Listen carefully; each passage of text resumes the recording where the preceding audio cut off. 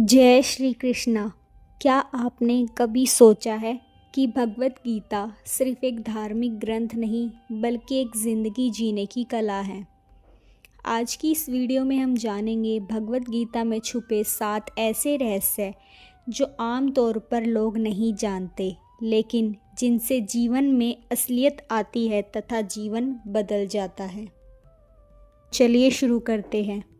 पहला, कर्म का रहस्य। श्लोक: कर्मण्येवाधिकारस्ते मा फलेषु कदाचन मा कर्म फल हेतु भूर्मा ते संगो सत्कर्मणि। इस श्लोक का अर्थ है, तुम्हारा अधिकार केवल कर्म करने में है, फल पर नहीं, इसलिए कर्म करो, फल की चिंता मत करो। इस श्लोक का अर्थ अक्सर लोग गलत समझ लेते हैं। इसका मतलब यह नहीं है कि फल की परवाह मत करो, बल्कि इसका सार यह है कि हम अपने प्रयासों में पूरी निष्ठा रखें और फल की चिंता छोड़ दें, क्योंकि वह हमारे हाथ में नहीं है। आज के जीवन में भी इसका असर देखने को मिलता है। हम हर चीज़ में जल्दी परिणाम चाहते हैं, नौकरी, रिश्ते, पैसा, लेकिन जब हम फल की चिंता छोड़कर पूरी श्रद्धा से कार्य करते हैं तभी सच्चा संतोष और सफलता मिलती है। व्यर्थ ही चिंता करने से कुछ नहीं मिलता।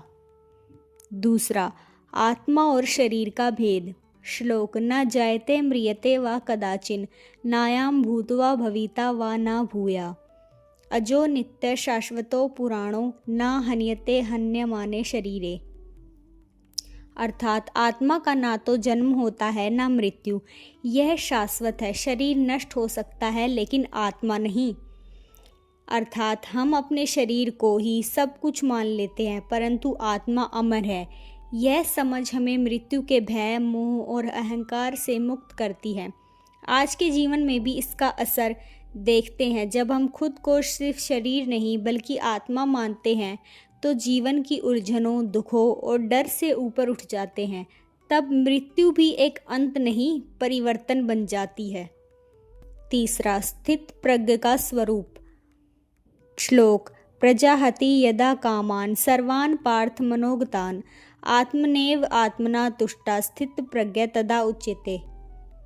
इसका अर्थ है, जब मनुष्य अपने मन के सभी कामनाओं को त्याग देता है और आत्मा में ही तुष्ट रहता है तब वह स्थित प्रज्ञ कहलाता है।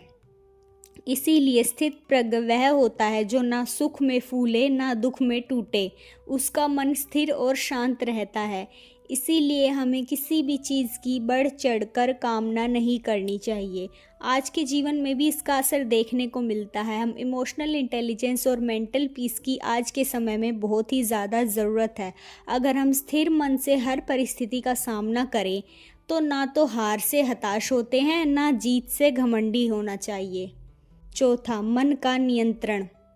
श्लोक: बंधु आत्मा आत्मान तस्य येन आत्मा एवं आत्मना जित आत्मन तु शत्रुत्वे वर्तते आत्मा एवं शत्रुवत्।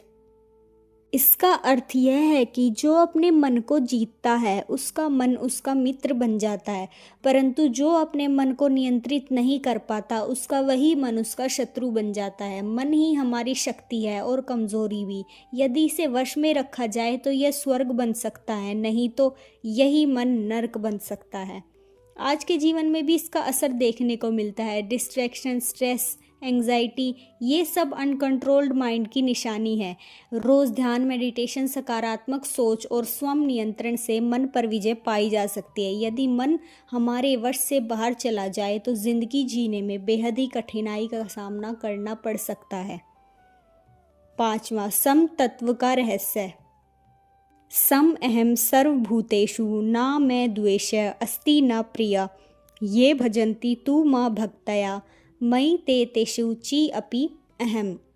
इसका अर्थ है, मैं सभी जीवों के प्रति समभाव रखता हूँ। जो मुझे भक्ति से भजते हैं मैं उनके साथ विशेष रूप से जुड़ जाता हूँ।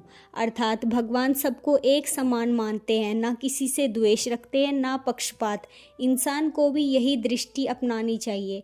आज के जीवन में आज इंसान जाति, धर्म, रंग, वर्ग के आधार पर बटा हुआ है, लेकिन सच्ची शांति और आध्यात्मिक उन्नति समभाव अपनाने से ही मिलती है। छठा, सर्वधर्म का पालन। श्लोक: श्रेयान् सर्वधर्म विगुण परधर्मात् स्वनिष्ठतात् सर्वधर्मे निधान श्रेय परधर्म भयावह। इसका अर्थ है अपना धर्म चाहे दोष युक्त हो फिर भी वह परम धर्म से श्रेष्ठ है। अपने धर्म में मृत्यु भी कल्याणकारी है। इसीलिए हर व्यक्ति का एक विशिष्ट कार्य और कर्तव्य होता है। दूसरों की नकल करने के बजाय अपने जीवन का उद्देश्य पहचानना चाहिए। आज के समाज में सोशल मीडिया कंपैरिजन और दूसरों की लाइफ देखकर अपने रास्ते से भटक जाना आम बात है, लेकिन आत्मस्वरूप को जानकर अपना सर्वधर्म निभाना ही सफलता का मार्ग है।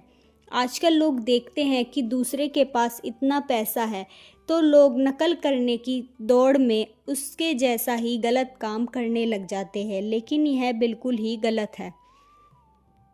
हमें अपना उद्देश्य पहचानना चाहिए। 7वां, समर्पण और भक्ति। सर्वधर्मान् परित्यज्य माम एकम शरणम व्रज अहम त्वाम सर्व पापेभ्य मोक्षयिष्यामि मा शुचा। अर्थात सभी धर्मों को त्याग कर मेरी शरण में आओ। श्री कृष्ण यह कह रहे हैं, मैं तुम्हें सभी पापों से मुक्त करूंगा, भय मत करो। इसकी व्याख्या मिलती है, यह गीता का अंतिम और सबसे महान उपदेश है। जब इंसान समर्पण करता है और सब कुछ भगवान पर छोड़ देता है तब वह सच्ची मुक्ति की ओर बढ़ जाता है। आज के जीवन में भी इसका असर देखने को मिलता है। हम हर चीज़ पर नियंत्रण रखना चाहते हैं, लेकिन जब हम ईश्वर में पूर्ण आस्था रखकर समर्पण करते हैं तो चमत्कार होते हैं। भीतरी शांति, समाधान और मार्गदर्शन ही एकमात्र रास्ता है। इसलिए हमें सारी चिंता छोड़कर भगवान पर सब कुछ छोड़ देना चाहिए तथा उनकी शरण में चले जाना चाहिए। तो ये थे गीता के वे 7 छुपे हुए रहस्य। गीता का ये ज्ञान सिर्फ सुनने जानने के लिए नहीं बल्कि जीवन में उतारने के लिए है।